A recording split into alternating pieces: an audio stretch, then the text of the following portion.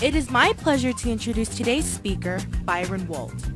Byron has a unique perspective on the topic of culture developed through both life experience and study.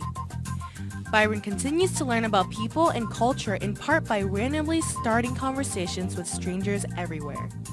His goal is to start a conversation today. Please welcome Byron Wolt. The other thing about it is I just want to be clear. In my introduction, it says I was a student in Wales. One time when I'm giving the presentation, I don't know, 150, 200 people, everybody had to write an evaluation of the speech after the presentation. And I'm just going through all the speeches, and I came across one that said, "You can't live in a mammal." I can't live in a mammal? What?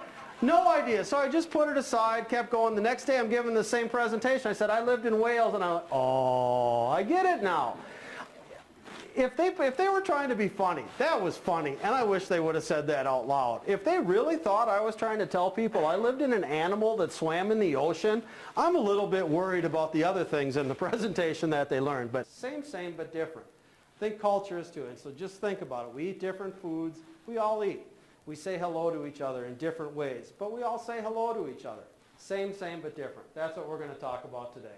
And I think that's an important thing about culture. When you don't know something about a person, their religion, their dress, not knowing, you think the worst. You get scared. But the more information that we have about people and places and ideas, the easier it is to realize no matter what differences we have a lot of things in common. Here's what's going to happen today. Presentation is called Diversity Matters, and I have different cultural categories. Each category has questions and answers. All right, food. Now, how many of you enjoyed your lunch today? Yeah. Before I get to the questions, I do want to talk a little bit about some of the foods that I've eaten in traveling. So I want to put a little disclaimer on this, a little bit of a warning. I want to say if you have a weak stomach, you might want to plug your ears until I start clicking the questions because you might not be happy with part of the discussion. But other than that, it'll be fine, and once we get to the questions, you'll be good. Cows are sacred to who? Hindus. And there are about 800 million Hindus in India. So if you walk around the streets yelling, "Where's the beef?" you are going to insult a whole lot of people. Yeah, that picture. Can you see any understandable rules of traffic in this picture? In Delhi, the only traffic rule I understood was whoever honks their horn loudest goes first. And I was in one of those little three-wheelers that apparently the horn did not work. I used to do behavior counseling. I used to come into family homes and try to help people solve problems. If you want to solve any problems, you can't start with what you disagree about. Soccer around the world has 2 billion fans. If you watch the World Cup this summer, you are going to be doing the same thing as over 2 billion other people. I think that's pretty cool.